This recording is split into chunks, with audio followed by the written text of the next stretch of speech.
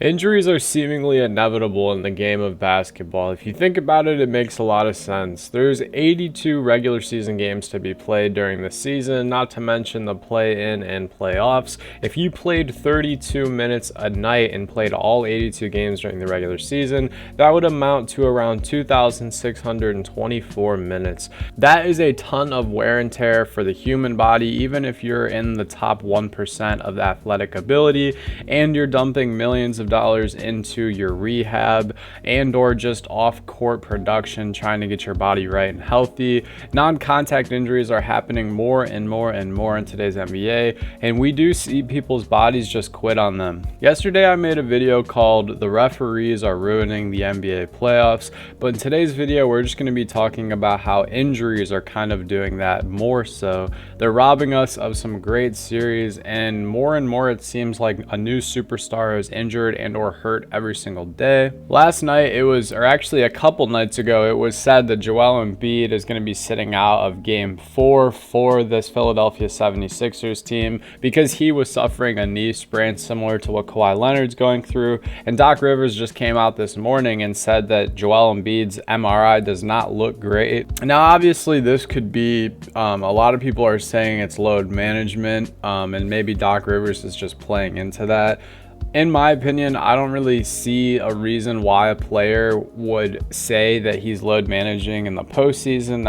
If you're buying into that theory, that's kind of what the regular season is all about. Yes, the 76ers can possibly and probably definitely, especially since they're up 3-0, defeat this Nets team without Joel Embiid. But what happens next series when you go up against the Boston Celtics, who beat you guys 3-1 in the regular season? And in that fourth game that the Philadelphia 76ers actually beat the Boston Celtics, you guys got to remember that Robert Williams was not playing, Jason Tatum was not playing, and Grant Williams was guarding Joel Embiid pretty much every possession. And it took 52 points from Joel Embiid from them to actually beat that Celtics team. This injury could potentially rob the Philadelphia 76ers of a good chance for making a title run.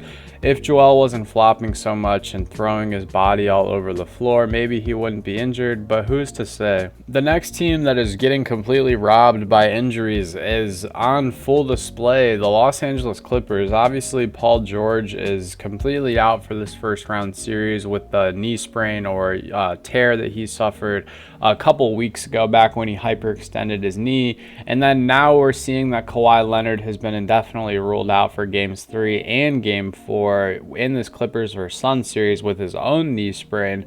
It's just very terrible to see the way people treat professional athletes or anyone for that case when they get injured. Like, you should never kick a man when he's down, and their bodies are not something that we know about. And I hate the fact that people are trying to sit here and say that it's load management.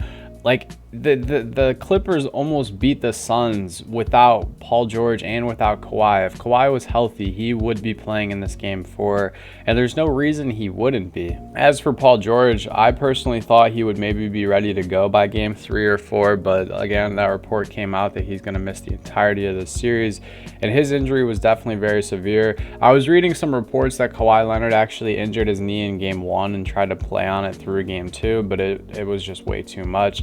So it makes sense that he's probably not going to return for this series. And it just makes me sad to see that the Clippers curse is still alive and well. It's really terrible what this organization has had to go through with Chris Paul and Blake Griffin. Even DeAndre Jordan, JJ Redick had injury problems when he was there. There's just so many times where this team could have competed or at least made a finals run, and they're just the Clippers curse for a reason. The next team up at bat that's possibly going to get robbed of a first round series is the Memphis Grizzlies. With Ja Morant out, Steven Adams is out, Brandon Clark is out, and all three of them have pretty notable injuries. Ja Morant's is, thankfully for the Grizzlies, probably the lesser of the injuries, although in a series versus the Lakers, you would probably want Steven Adams and or Brandon Clark in there just as a big man who can, keep a body on Anthony Davis and help on the offensive glass. Ja Morant's x-rays did come back clean, but he still missed game 2. He's listed as questionable going into the game tonight, game 3. I'm pretty eager to see if he's going to try to play and make it. I'm not really sure if he's going to, but I know that Steven Adams is out for the entirety of the playoffs, barring that they make a finals run. He might return. And then obviously Brandon Clark, with him tearing his Achilles, he's going to be out for the rest of the season and probably the start of next season. It's very sad stuff when a player just goes down. Someone who's as crucial as Brandon Clark and Steven Adams are to this team, someone who's not really dominating the stat sheet but is doing all the little things and giving great production in the rebounding category, especially on the offensive glass. Both of these guys are tremendously talented at that. And then the last two injuries that I want to talk about that are pretty upsetting to see are actually in the same series and happened in the same game.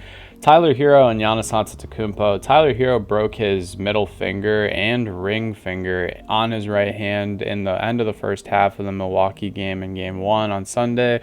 He dove for a loose ball on Max Strus in the backcourt, and now he's expected to miss 4 to 6 weeks, and I really doubt the Miami Heat are going to be around that long. They obviously stole that Game 1, but without Giannis Antetokounmpo, they got smashed in the next game by the Milwaukee Bucks. And the thing with Giannis is that he suffered a lower back contusion, when he went up and landed on his tailbone and in his lower back area, and he missed Game 2. However, he's already being listed as questionable for tonight's game in Miami. So I'm pretty eager to see if he's going to play. If I was the Bucks, I really wouldn't play him, at least for this game, just because there's no real point in rushing him back if you guys are confident you can win this series without him. Now, going down 2-1 in Miami, obviously, and then having the chance to go down 3-1 isn't really what you want to see. But I feel like they can handle it. Drew Holiday didn't even do that. I mean, he did well. He had a really great game, but he didn't go off for 40 or 50, and they were still able to handedly beat the Heat. But honestly, guys, it's just really upsetting to see how much the injuries are, taking a toll on these NBA series. The biggest one for me has got to be the Clippers and Suns, especially because people were so adamant that the Clippers were going to get swept by the Suns, even if they were fully healthy. And this Suns team looks completely unorganized. They look, Kevin Durant has really terrible body language. If it wasn't for Devin Booker, I mean, who knows what this series would look like, because he's had 80 points through his last 2 games. He's just been absolutely amazing this series. But what do you guys think? How much are injuries playing an impact into these series? Which one of these is one that you look forward to most, seeing how they finish out? How about the second round matchups? If you guys made it this far, I appreciate your support as always. Hope you have a great rest of your day. Stay happy, healthy, and blessed. Peace.